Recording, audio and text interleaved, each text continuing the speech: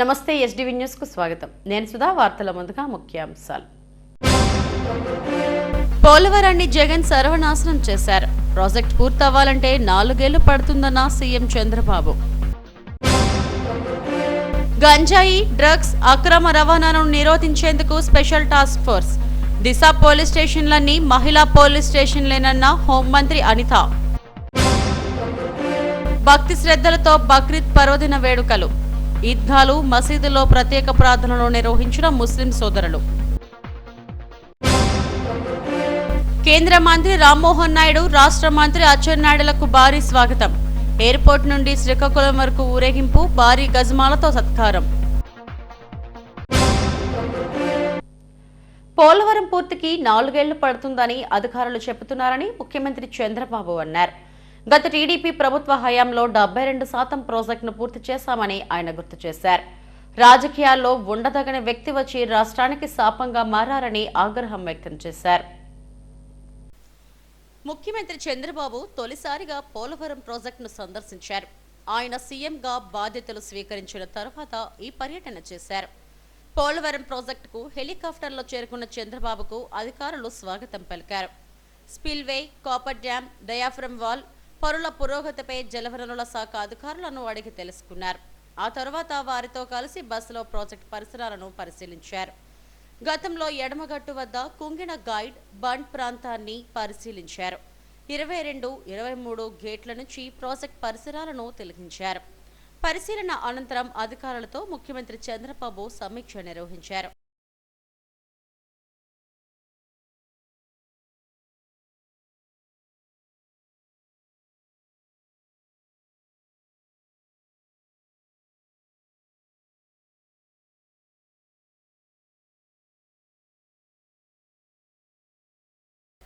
Polavaram project అనేక సంక్షోభాలను ఎదుర్కొంటుందని ముఖ్యమంత్రి చంద్రబాబు అన్నారు.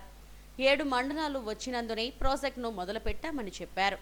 పోలవరాన్ని జాతీయ ప్రాజెక్టుగా విభజన చట్టంలో పెట్టారని, ఇది పూర్తయితే రాయలసీమకు కూడా గోదావరి జలాలు తీసుకెళ్లే పరిస్థితి వస్తుందన్నారు.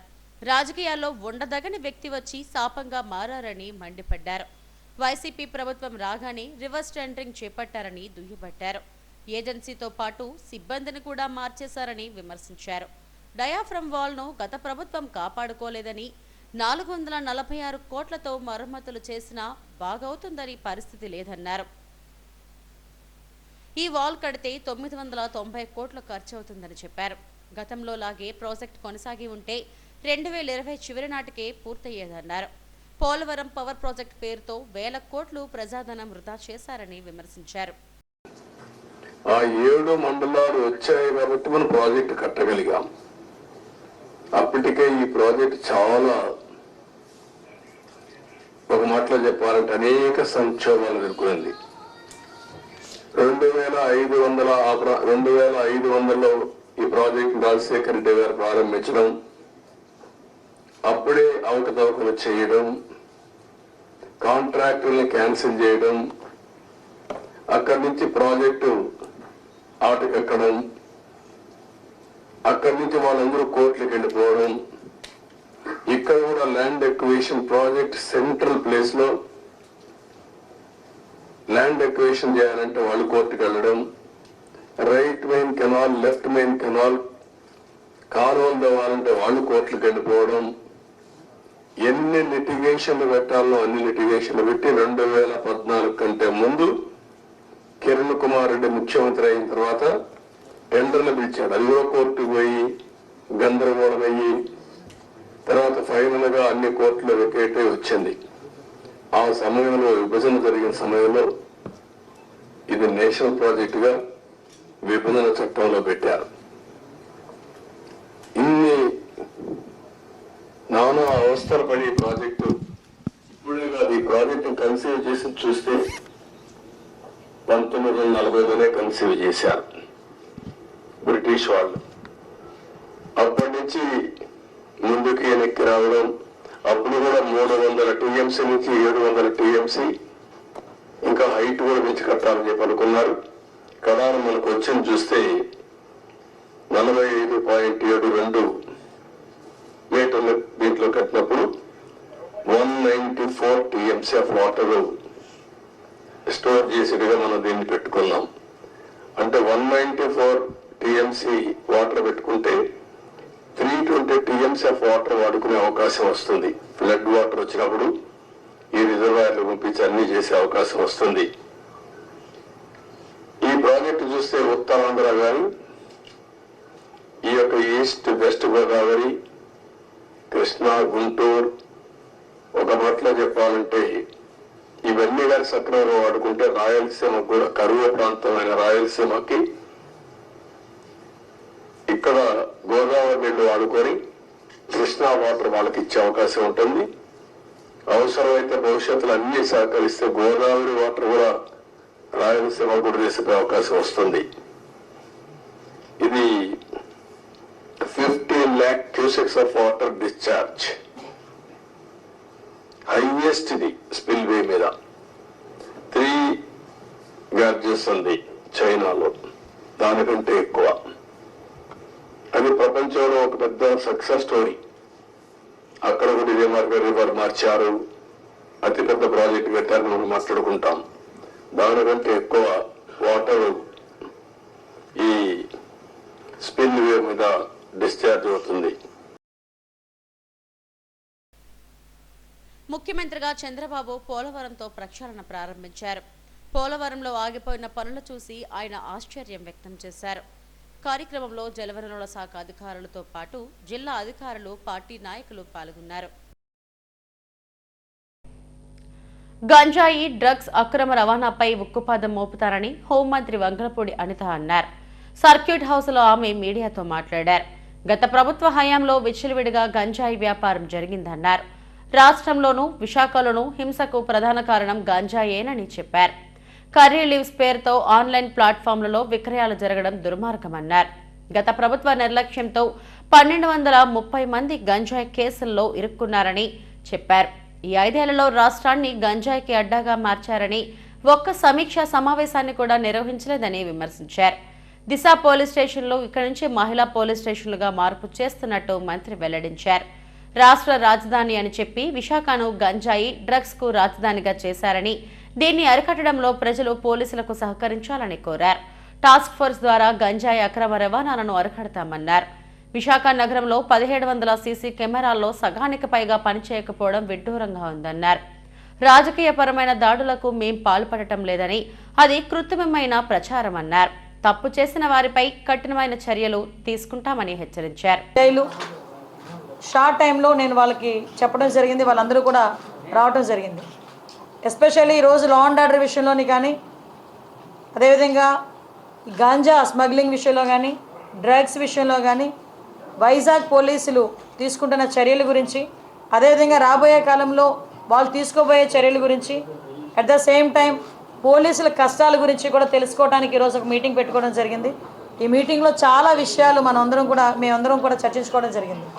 అయితే విషయం ఏంటంటే, ఈ 5 సంవత్సరాల కాలంలో ఆంధ్రప్రదేశ్ అన్నది గంజాయి హబ్గా మారిపోయిందన్న సంగతి మనందరికీ కూడా తెలిసింది. డ్రగ్స్ హబ్గా మారిపోయిందన్న సంగతి మనందరికీ కూడా తెలిసింది. ఎందుకంటే హోమ్ మినిస్టర్ అన్న వ్యక్తి ఉన్నారో లేదో తెలియదు. ఏ రోజు కూడా గంజాయి గురించి కానీ, డ్రగ్స్ గురించి కానీ ఒక రివ్యూ చేసిన సందర్భం రాలేదు. ఏ రోజు హోమ్ మినిస్టర్ పక్కన పెడితే కనీసం ముఖ్యమంత్రి కూడా ఏ రోజు కూడా ఇంత రేంజ్లో క్రైమ్ రేట్ పెరిగిపోతున్నా, గంజాయి స్మగ్లింగ్లు, అదేవిధంగా డ్రగ్స్ సరఫరా విపరీతంగా పెరిగిపోతున్నా జగన్మోహన్ రెడ్డి కూడా ఏ రోజు కూడా దీని మీద ఒక చర్యలు తీసుకునే సందర్భం కూడా మనకు కనిపించలేదు. అయితే ఈరోజు ఒక రెస్పాన్సిబుల్ చీఫ్ మినిస్టర్గా చంద్రబాబు నాయుడు గారు కానీ, మంత్రులుగా ఉన్న మేం కానీ, ఎమ్మెల్యేస్గా ఉన్న మిగతా ఎమ్మెల్యేస్ కానీ ఈరోజు పర్టికులర్గా ముఖ్యంగా విశాఖపట్నం లాంటి ఒక బ్యూటిఫుల్ సిటీలో ఈ గంజాయి అన్న దాని మీద ఉక్కుపాదం మోపాలి అన్న కాన్సెప్ట్ మీద ఈరోజు మేము చర్యలు తీసుకోవడానికి సిద్ధపడ్డాం. విపరీతంగా వైజాగ్లో దొరుకుతోంది. ఒక ఎమ్మెల్యే స్థాయిలో ఉన్న ఒక వ్యక్తి ఏమని చెప్పాడంటే, గంజా ఈవినింగ్ వైజాగ్లో ఈవినింగ్ పూట ఆఫ్టర్ 8 కొన్ని ప్లేసెస్కి వెళ్ళడానికి మేము భయపడుతున్నాం. కొన్ని ప్లేసెస్లో ఎస్పెషల్లీ గంజాయి బ్యాచ్ ఉంటున్నారు, వాళ్ళు మా మీద తిరగబడుతున్నారు, కొడుతున్నారు, చంపుకోవడానికి కూడా సిద్ధపడుతున్నారు.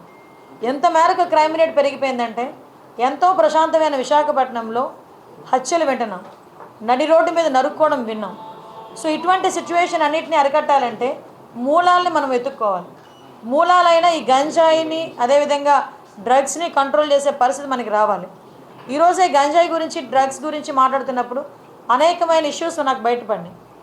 అంటే నేను అంటానంటే ఎక్కడ ఈ గ్యాప్ నడుస్తుంది, మనకి సోర్సెస్ కట్ అయిపోయాయని అఫీషియల్స్ చెప్తున్నారు. సోర్సెస్ కట్ అయిపోయినా కూడా రోజు రోజుకి ఎందుకు ఈ డ్రగ్స్ కేసెస్ కానీ గంజాయి కేసెస్ కానీ పెరుగుతున్నాయి? మీకు తెలుసా, ఈరోజు వాళ్ళు ఇచ్చిన రిపోర్ట్ ప్రకారం చూస్తే 1252 మంది ఈ రోజుకి జైల్లో ఉన్నారు. డ్రగ్స్ మన గంజాయి కేసులో పట్టుబడిన వాళ్ళు ఆంధ్రప్రదేశ్లోనే మొట్టమొదటిగా. మిగతా జిల్లాలన్నీ కలిపి 385. అంటే వైజాగ్లో డ్రగ్స్ గంజాయి సరఫరా ఎంత దారుణంగా జరుగుతుందో మీరు అందరూ అబ్జర్వ్ చేసుకోవచ్చు. ఇది నేను డిపార్ట్మెంట్ వాళ్ళు ఇచ్చిన నోట్. ఇది నాకు నిజంగా ఆశ్చర్యం అనిపించింది నోట్ చూస్తే. 1230 మంది ఆల్రెడీ జైల్లో ఉన్నారు. మొత్తం ఏంటి, మన ఒక్క విశాఖపట్నం జిల్లా, మిగతా జిల్లాలు అన్నీ కలుపుకొని 385 మంది. ఇది రిపోర్ట్ పోలీస్ డిపార్ట్మెంట్ వాళ్ళు ఇచ్చింది. అంటే ఎంత మేరకు మనకి ఇక్కడ గంజాయి అన్నది సరఫరా అవుతుందో తెలుసు. మనం ఎంత దారుణమైన సిచ్యువేషన్ అంటే, అరే గంజాయి ఈ రోజు వరకు నిర్మూలన చేయడానికి 5 సంవత్సరాల కాలంలో కనీసం ఒక రివ్యూ కూడా పెట్టలేదంటేనే విచ్చలవిడితనం ఎక్కడ పెరిగిందో మనకు అర్థమవుతుంది. పోలీసులు ఎందుకు అంత ప్రాణం పెట్టి పనిచేశారు? ఏమీ కల్పించకపోయినా పోలీసులను పెట్టి అంత ప్రాణం పెట్టి పనిచేశారే. మరి అన్ని ఫెసిలిటీస్ కల్పిస్తే మరి ఇంకెలా పనిచేస్తారో చూడాలి. ఏమో చూడాలి. అంటే మా మీద అంటారా వాళ్ళ మీద అంటారా? నేను ఇంకోటి కూడా చెప్పా, ఎట్టి పరిస్థితుల్లోని కూడా సమయానికి అనుకూలంగా ఏదో సేఫ్ గేమ్ మాత్రం ఆడొద్దు. పోలీసులు కూడా ఇన్స్ట్రక్షన్ ఇచ్చి no safe games, only straight game. ఎట్టి పరిస్థితుల్లోని 3 నెలల్లో మార్పు తీసుకొస్తాం. 3 నెలలు టైం ఇచ్చా. 3 నెలల్లో ఎట్టి పరిస్థితుల్లోని వైజాగ్లో గంజాయి అన్నది ట్రాన్స్పోర్టేషన్ కానీ గంజాయి విచ్చలవిడితనం కానీ నేను తగ్గిస్తాం. నాకు చాలా కాన్ఫిడెన్స్ ఉంది. డెఫినెట్గా ఆ రకంగానే పనిచేస్తాం. నేను ఛార్జ్ తీసుకొని వచ్చిన తర్వాత కూడా డీ అడిక్షన్ సెంటర్స్ మరీ దారుణం అండి. 3 ఉన్నాయట, 30 మంది ఉన్నారట. ఇక్కడేమో 1200 మంది ట్రాన్స్పోర్ట్ చేసిన వాళ్ళు పట్టుకున్నారు. 30 మంది డీ అడిక్షన్ సెంటర్లు అంటే 6 days 7 days సరిపోతాయి అన్న ఫీలింగ్. ఏదో ఆర్గనైజేషన్స్ ద్వారా చేస్తున్నారు. కేజీహెచ్లో ఎందుకు మనం ఒక బ్లాక్ తీసుకోలేకపోతున్నాం? బక్రీద్ పర్వదినాన్ని ముస్లిం సోదరులు భక్తి శ్రద్ధలతో నిర్వహించారు. పండుగను పురస్కరించుకుని గాజువాకలోని సున్నీ జమా మసీద్ నుండి బీసీ రోడ్లోని ఈద్గా మైదానం వరకు శాంతియాత్ర నిర్వహించారు. మైదానంలో ఈద్ నమాజ్ చేశారు. మసీద్ ఇమాం షాకీర్ నమాజ్ చదివించారు. గాజువాక సర్వమత సమ్మేళనానికి ప్రతీక అని మాజీ కార్పొరేటర్ మొహమ్మద్ రఫీ అన్నారు. కుల మతాలకు అతీతంగా ప్రతి పండుగను జరుపుకుంటామని చెప్పారు. అల్లా కృప ప్రతి ఒక్కరిపై ఉండాలన్నారు.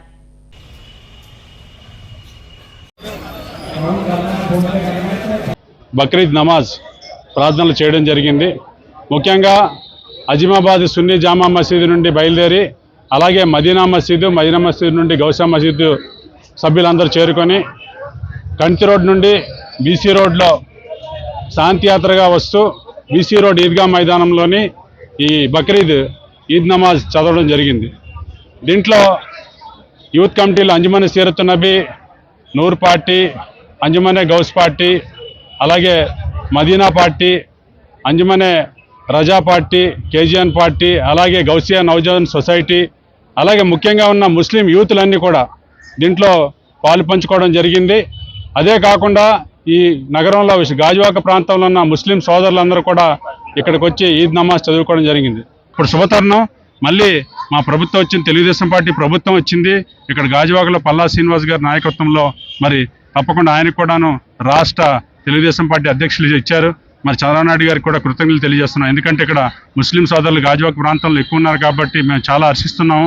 అలాగే రాబోయే రోజుల్లో ముస్లింలకు అనేక సంక్షేమ పథకాలు వస్తాయని చెప్పి తెలుగుదేశం పార్టీ టైంలో ఆశిస్తూ అందరూ కూడా కలిసికట్టుగా ఉంటూ ఈ యొక్క సర్వమత సమైక్యతతో అన్ని పండుగలు చేసుకోవాలి. అందరూ కూడా ఒక్క దాటిపై ఉంటే మన ప్రాంతం అలాగే మన జిల్లా మన రాష్ట్రం కూడా అభివృద్ధి పదంలో నడుస్తుందని చెప్పి తెలియజేస్తూ ప్రత్యేకంగా ముస్లిం సోదరులందరికీ కూడాను బక్రీద్ ఈద్ ముబారక్ తెలియజేస్తున్నాను. అందరూ కూడా ఈద్ ముబారక్ తెలియజేస్తున్నాను. బక్రీద్ సందర్భంగా సెంట్రల్ పార్క్ ఉమెన్స్ కాలేజ్ ఎదురుగా ముస్లిం సోదరులు ప్రార్థనలు నిర్వహించారు.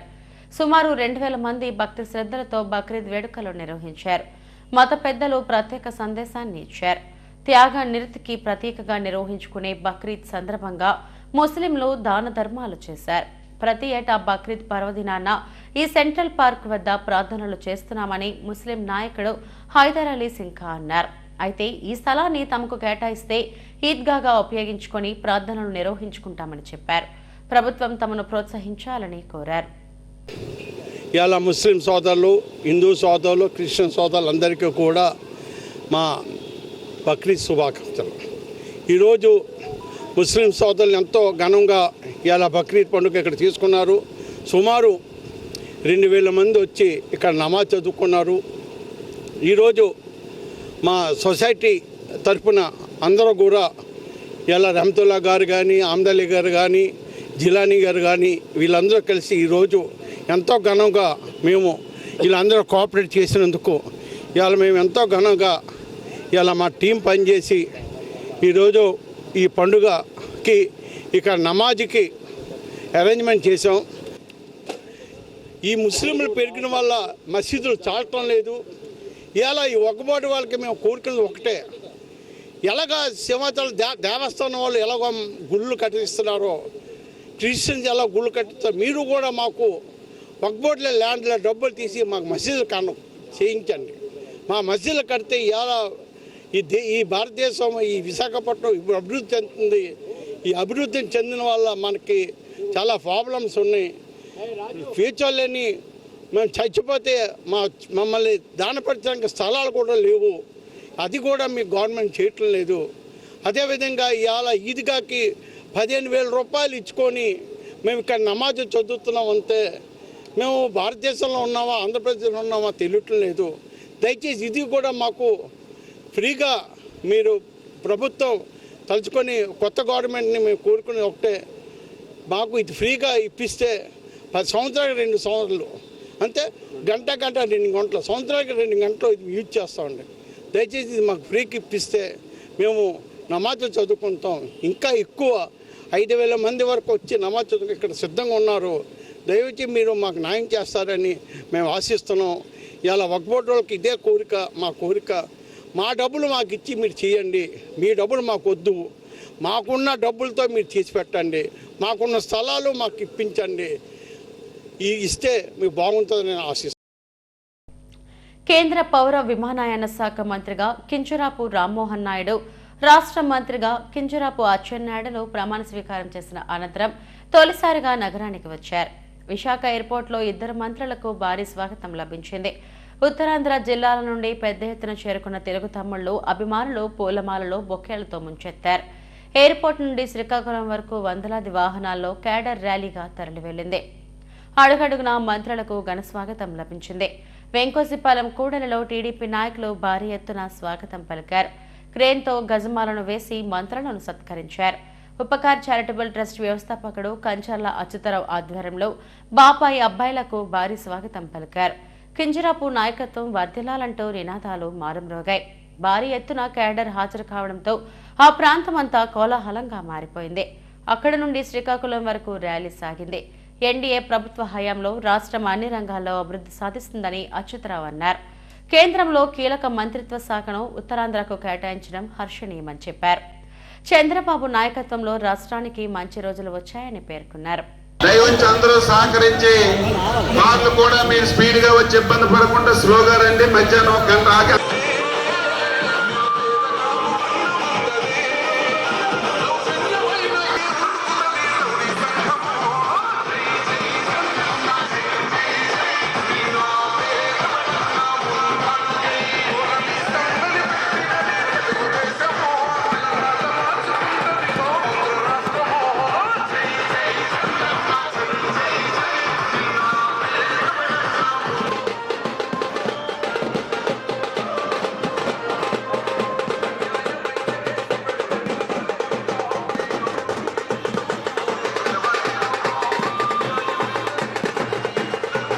మన ఎలక్షన్స్లో కూటమి భారీ విజయం సాధించిన సందర్భంగా మరి నారా చంద్రబాబు నాయుడు గారు ముఖ్యమంత్రిగా ప్రమాణ స్వీకారం చేసి, అలాగే మంత్రివర్గంలో మన అచ్చెన్నాయుడు గారికి వ్యవసాయ శాఖ మంత్రిగా ఇవ్వడం, ఆయన మంత్రి పదవి వచ్చిన తర్వాత మొట్టమొదటిసారిగా విశాఖపట్నంలో అడుగుపెట్టిన కారణంగా మేము ఘన స్వాగతం పలికాము. అలాగే అతి పిన్న వయసులో రాజకీయాల్లో తండ్రికి తగ్గ తనయుడిగా పేరుగాంచిన మరి పార్లమెంట్లో ఎన్నో రకాలుగా ఈ ఆంధ్రప్రదేశ్ గురించి ప్రాబ్లమ్స్ గురించి మాట్లాడిన రామ్మోహన్ నాయుడు గారికి మరి ఆయన చిన్న వయసులోనే ఎంతో కష్టపడిన వ్యక్తిగా మరి ఆయనకు కేంద్రము అలాగే మన చంద్రబాబు నాయుడు గారు లోకేష్ గారు గుర్తించి ఆయన కేంద్ర మంత్రి పదవి ఇవ్వడం జరిగింది. మరి ఆ కేంద్ర మంత్రి పదవి ద్వారా ఈరోజు ఆయన కూడా మొట్టమొదటిసారిగా మన విశాఖపట్నం నుంచి ఆయన బయలుదేరడం జరిగింది. మరి ఆయన కూడా ఘన స్వాగతం పలికాము. మరి ఏది ఏమైనా కానీ ఈరోజు ఆంధ్రప్రదేశ్లో చూస్తే తెలుగుదేశం ప్రపంచమే కాకుండా మరి దేశంలో కూడా కూటమి అభ్యర్థులు గెలుపొందడం, మరి దేశంలో భారతీయ జనతా పార్టీ అలాగే రాష్ట్రంలో మన తెలుగుదేశం పార్టీ అద్భుతమైన విజయంతో అధికారం చేజిక్కించుకోవడం జరిగింది. మరి రామ్మోహన్ నాయుడు గారు మరి అలాగే వ్యవసాయ శాఖ మంత్రిగా అచ్చెన్నాయుడు గారు ఈ రాష్ట్రానికి ముఖ్యంగా మన ఉత్తరాంధ్రకి మంచిగా వాళ్ళు పరిపాలించి మంచి నిధులను తీసుకొచ్చి మన ఎయిర్పోర్ట్ని పూర్తి చేయాలి, త్వరితగతిగా ఎయిర్పోర్ట్ని పూర్తి చేయాలి. అలాగే ఉత్తరాంధ్రలో వ్యవసాయం మీద ఆధారపడి ఉన్నారు కాబట్టి ఎక్కువ మంది కుటుంబాలు వాళ్ళందరికీ ఈ విధంగా మంచి జరుగుతుందని నేను ఆశాభావాన్ని వ్యక్తం చేస్తూ మరొకసారి జై తెలుగుదేశం.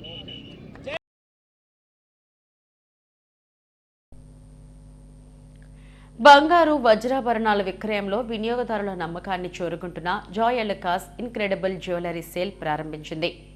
అన్ని బంగారు, వజ్ర, సిల్వర్ జ్యువెలరీ మేకింగ్ ఛార్జీలపై ఫ్లాట్ 50% డిస్కౌంట్ను ఈ ఏడాది కూడా అందిస్తున్నారు. ఈ ఆఫర్తో సంపత్ వినాయక టెంపుల్ రోడ్లోని జాయ్ అలుకాస్ షోరూంకు కస్టమర్ల తాకిడి పెరిగింది. నమ్మకం, నాణ్యత, నవ్యత కలబోసిన బంగారు, వజ్రాభరణాల విక్రయానికి వన్ స్టాప్ షాపింగ్గా జాయ్ అలుకాస్ వినియోగదారుల మదిలో చెరగని ముద్ర వేసుకుంది. లేటెస్ట్ కలెక్షన్, వెడ్డింగ్ కలెక్షన్ ఇలా అన్ని తరగతులకు సంబంధించిన బంగారు, వజ్రాభరణాలు, ప్రీషియస్ సిల్వర్ జ్యువెలరీ షోరూంలో అందుబాటులో ఉన్నాయి.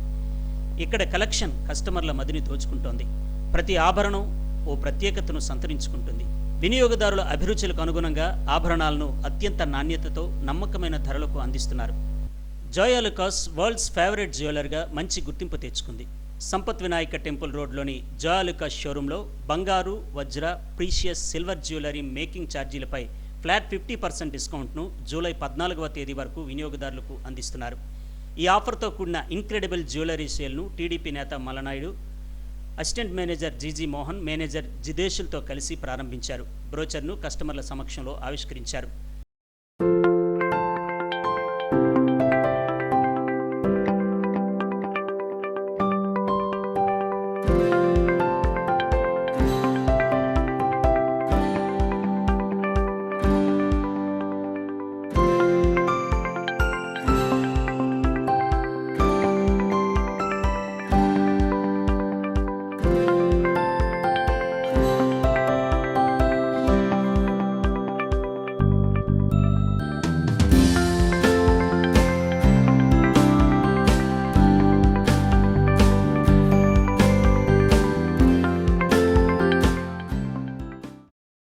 జాయ్ అలుకాస్ ప్రతి ఏడాది మోస్ట్ అట్రాక్టివ్ ఆఫర్గా అన్ని ఆభరణాల మేకింగ్ ఛార్జీలపై ఫ్లాట్ 50% డిస్కౌంట్ను అందించడం ఎంతో ఆనందంగా ఉందని కస్టమర్లు చెప్తున్నారు.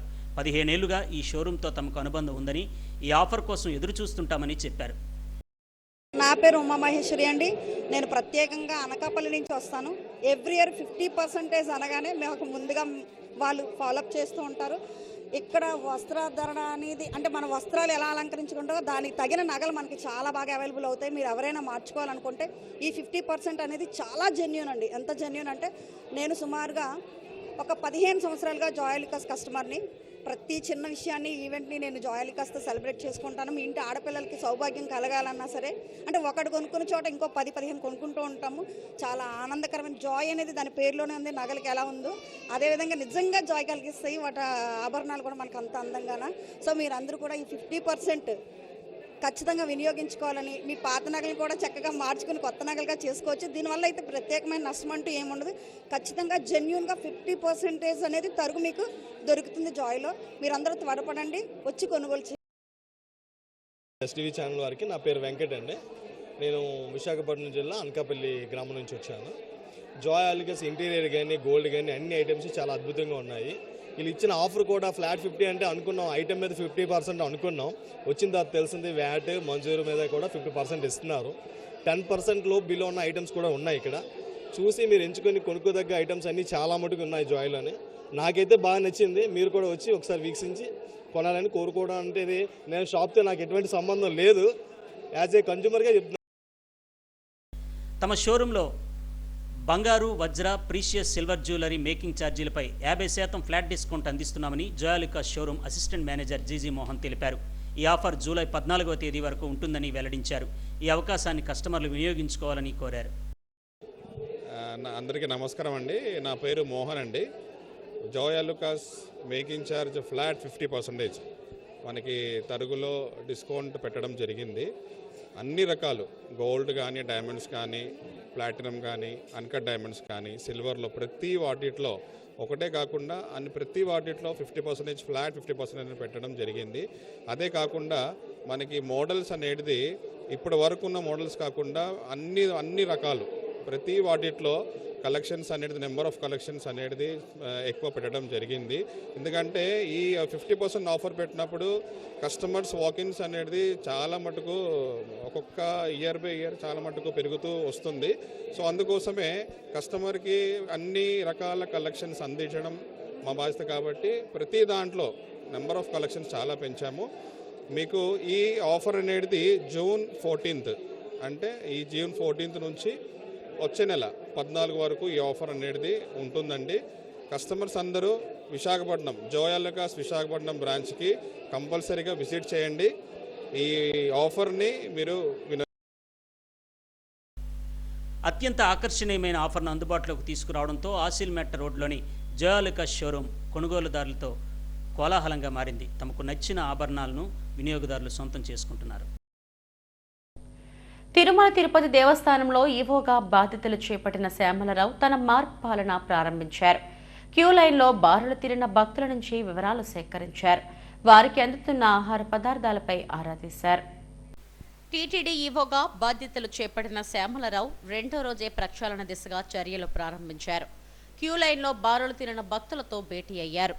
వారు ఎదుర్కొంటున్న ఇబ్బందులను అడిగి తెలుసుకున్నారు. మహిళలకు, పిల్లలకు అందుతున్న సౌకర్యాలపై ఆరా తీశారు. క్యూ లైన్లో భక్తులతో ఆయన మమేకమై వారి సమస్యలను పరిష్కరించేందుకు కృషి చేస్తారని హామీ ఇచ్చారు. తమకు టీ, కాఫీలు ఇవ్వడం లేదని, పాలు కూడా అంతంత మాత్రంగానే ఇస్తున్నారని భక్తులు ఈవోకు విన్నవించారు.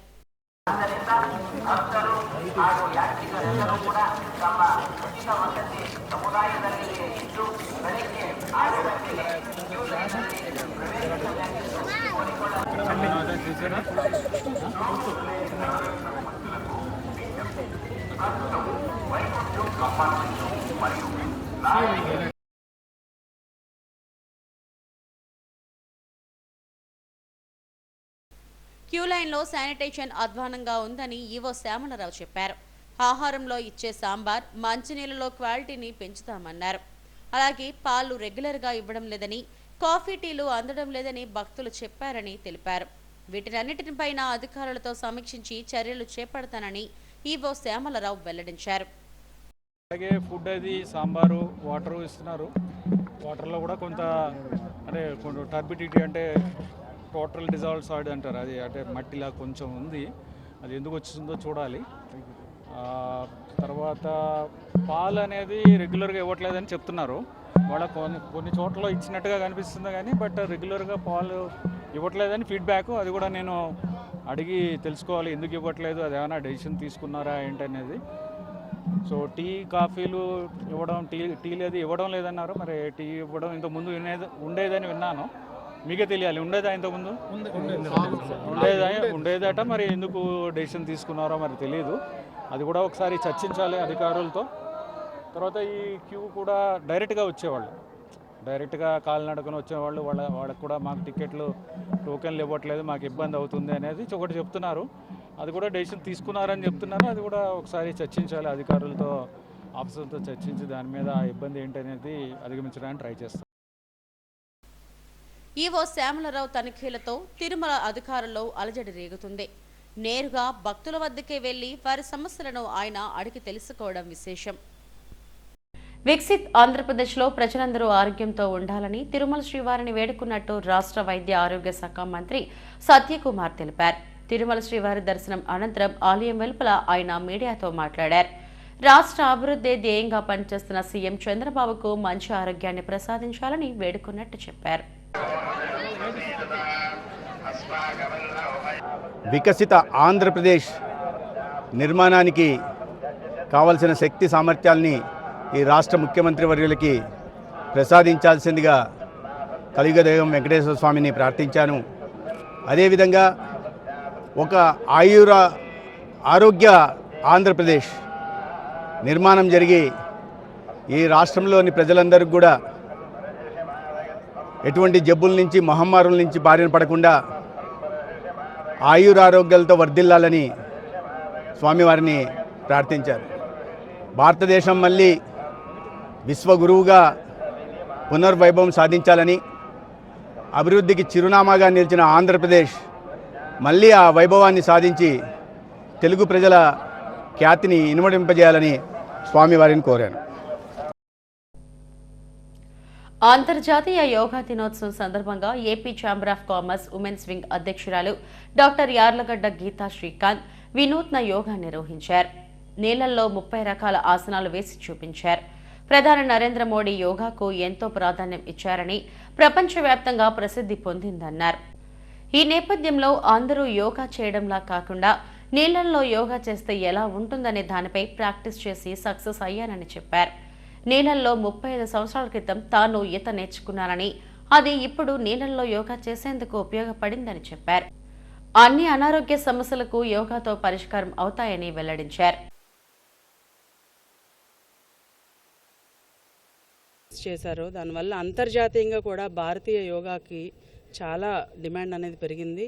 ప్రతి చోట కూడా ప్రపంచవ్యాప్తంగా అనేక యోగా ఇన్స్టిట్యూట్స్ రావటం కానీ, యోగా నేర్చుకున్న టీచర్స్కి కూడా చాలా డిమాండ్ పెరిగి ఆన్లైన్ కోవిడ్ టైంలో చాలామంది ఆన్లైన్ యోగా చేశారు. కానీ యోగా డే అనౌన్స్ చేసినప్పుడు ఒక different form of yoga try చేయాలనిపించింది నాకు. ఎందుకంటే స్విమ్మింగ్ పాపకి ఈత నేర్పడం కోసం నేను స్విమ్మింగ్ నేర్చుకున్నాను 30 సంవత్సరాల వయసు అప్పుడు. సరే మనం నీళ్ళ మీద యోగా ప్రయత్నిద్దామని చెప్పి నేను ఒక 4-5 నెలలు సాధన చేసి ఇప్పుడు సునాయాసంగా నీళ్ళ మీద మంచం మీద ఎలా అయితే ఫ్రీగా పడుకుంటా అలా పడుకొని ఒక 20 నుంచి 30 రకాల ఆసనాలు నేను చేయగలుగుతున్నాను. ముఖ్యంగా అందరికీ చెప్పేది ఏంటంటే, చాలామంది మోకాళ్ళ నొప్పులను లేకపోతే వేరే ఆరోగ్యపరమైన సమస్యలు ఉంటే ఎక్సర్సైజ్ చేయొద్దు, జిమ్కి వెళ్ళొద్దు అని చాలామంది చెప్తూ ఉంటారు డాక్టర్స్, మోకాళ్ళ నొప్పులు ఉన్న వాళ్ళకి. కానీ వయసుతో సంబంధం లేకుండా, బరువుతో సంబంధం లేకుండా ఏ వయసు వారైనా, ఈవెన్ ఫిజికల్లీ ఛాలెంజ్డ్ వారు కూడా సునాయాసంగా చేయగలిగిన వ్యాయామం ఈ స్విమ్మింగ్. కాబట్టి ప్రతి ఒక్కరు కూడా ఈజీగా చేయొచ్చు. స్విమ్మింగ్ వల్ల ఏంటంటే మనకి మానసిక ప్రశాంతత కూడా, శరీర ఆరోగ్యంతో పాటు మానసిక ప్రశాంతత కూడా చేకూరుతుంది. అండ్ అది ఎవరికి వాళ్ళు అనుభవించి చూడాలి. నీళ్ళ మీద మనం పడుకున్నప్పుడు అసలు బాడీ ఉందా లేదా అన్న ఒక ఫీలింగ్లోకి వెళ్తాం మనం. అసలు it's travel through our self into our self. So నా ఒక బాడీ, సోల్ అండ్ మైండ్ అన్నీ కూడా ఒక ఈక్విలిబ్రియంతో ఆ మానసిక ప్రశాంతత అనేది చేకూరుతుంది. అట్లాగే ఇమ్యూనిటీ కూడా చాలా బూస్టప్ అవుతుంది. అండ్ హైడ్రోథెరపీ ఇవన్నీ చాలా వింటున్నాం మనం. వాటర్లో కాసేపు మనము ఉండటం వల్ల బాడీలో ఉన్న ఇంప్యూరిటీస్ అన్నీ కూడా బయటికి క్లెన్స్ అవడం జరుగుతుంది. అండ్ ముఖ్యంగా చిన్నపిల్లలకి అయితే భయం ఉండదు.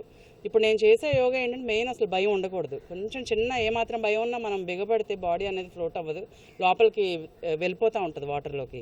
సో చిన్నప్పుడు పిల్లల్లో జనరల్గా భయం ఉండదు సహజంగా. కాబట్టి చిన్న వయసు నుంచే మనం పిల్లలకు ఒక లైఫ్ స్కిల్గా ప్రతి ఒక్క తల్లిదండ్రులు కూడా ఈ స్విమ్మింగ్ అనేది నేర్పగలిగితే వాళ్ళని చాలా ప్రమాదాల బారి నుంచి కూడా మనం కాపాడవచ్చు. అలాగే వాళ్ళకి మానసిక ప్రశాంతత, స్ట్రెస్ రిలీవింగ్గా కూడా ఉంటుంది. కాబట్టి ప్రతి ఒక్కళ్ళు చిన్నప్పటి నుంచే పిల్లలకి ఈ ఈత అనేది నేర్పుతూ వాళ్ళకి ఎప్పుడైతే ఈత బాగా వస్తుందో డెఫినెట్గా నేను చేసే ఈ యోగ ప్రక్రియలన్నీ కూడా వాళ్ళు కూడా చేయగలుగుతారని నేను భావిస్తున్నాను. టీటీడీ ఈవో శ్యామలరావు సోమవారం అన్నదాన సముదాయాన్ని పరిశీలించారు. భక్తులతో కలిసి భోజనం చేశారు.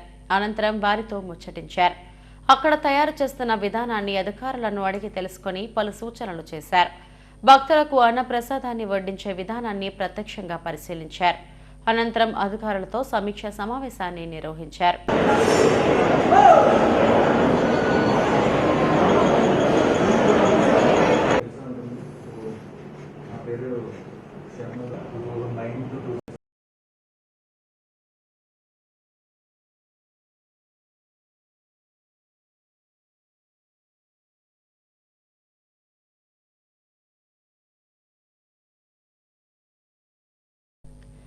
Telugu region Catholic advocates forum ఆధ్వర్యంలో రాష్ట్ర వ్యాప్తంగా ఉన్న క్యాథలిక్ న్యాయవాదులకు చట్టంపై అవగాహన సదస్సును విశాఖలో నిర్వహించారు.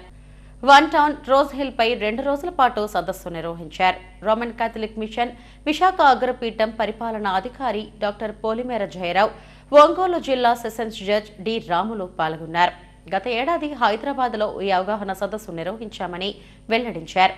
తెలుగు రాష్ట్రాల నుంచి సుమారు 60 మంది న్యాయవాదులు ఈ సదస్సుకు హాజరు కావడం విశేషంగా చెప్పారు. సత్యం, న్యాయం పరిరక్షణ కోసం ప్రతి న్యాయవాది నైపుణ్యం కలిగి ఉండాలని సూచించారు. చట్టంపై అవగాహన కలిగి క్రీస్తుపై విశ్వాసం కూడా ఉండాలని సూచించారు. చట్టపరమైన అనుమానాలపై న్యాయవాదులు అడిగిన ప్రశ్నలకు ఒంగోలు జిల్లా సెషన్స్ జడ్జ్ డి రాములు జవాబులు చెప్పారు. ఈ కార్యక్రమం forum father Raju Alex, father Jonnada John Prakash, SR Jessy Kurtal, వివిధ జిల్లాల నుండి క్యాథలిక్ న్యాయవాదులు పాల్గొన్నారు. 2 తెలుగు రాష్ట్రాల ప్రజలకి, మరి ముఖ్యంగా విశాఖ కథోలిక అగ్రపీఠం ప్రజలకి, కూడి వచ్చిన నా సోదరుల అడ్వకేట్స్కి, మమ్మల్ని అందరినీ చట్టంపై అవగాహనతో చురుకుదనం నడిపించడానికి వచ్చినటువంటి మా చీఫ్ గెస్ట్ జడ్జ్ దున్న రాములు గారికి శుభములు తెలియజేస్తున్నాను. చట్టంపై అవగాహన కలిగించాలని మన 2 రాష్ట్రాల ప్రభుత్వాలు ఎంతగానో ఆశిస్తున్నారు. చట్టం ఎవరి చుట్టం కాదని చెప్తున్నా కూడా మనం వింటున్నాం. కనుకనే కాన్స్టిట్యూషన్ అండ్ డెమోక్రసీ అనే అంశంపై కాన్స్టిట్యూషన్ ఉన్నటువంటి హక్కులు బాధ్యతలు నెమరు వేసుకుంటూ ఎలా గ్రామీణ ప్రాంతాల్లో మరియు పట్టణ ప్రాంతాల్లో ఎలా వారికి మనం తోడ్పడాలని ఆలోచించిన ఆలోచనకి ప్రతీకనే ఈరోజు ఈ సమావేశం జరుగుతుంది. 65 మంది అడ్వకేట్స్ 2 రాష్ట్రాల నుంచి రావటం నేను ఎంతగానో ఆనందిస్తున్నాను. ఇది 3వ సమావేశం జరగటం, చట్టంపై అవగాహన కలిగించే 3వ మీటింగ్. హైదరాబాద్లో వేసినప్పుడు రిటైర్డ్ జడ్జ్ ఈశ్వరయ్య గారు మరియు హైకోర్టు జడ్జి గారు వచ్చి వారు కూడా మాకు మంచి సలహాలు ఇస్తూ అవగాహన చేశారు. అందుకే ఇలాంటి యొక్క చక్కని అవకాశాన్ని ప్రతి ఒక్కరూ వినియోగించుకోవాలని, ప్రతి లాయర్ కూడా చట్టంపై సత్యమైన అవగాహన కలిగి ఉండాలని, ఆ సత్యం కోసం న్యాయం కోసం ప్రతి అడ్వకేట్ తన నైపుణ్యంతో చట్టాన్ని ఆధారం చేసుకొని ముందుకు సాగాలని ఆశిస్తున్నాం. అందుకే ఈ కార్యక్రమంలో పాల్గొంటున్న ప్రతి ఒక్కరిని నేను అభినందిస్తున్నాను, ఆశీర్వదిస్తున్నాను.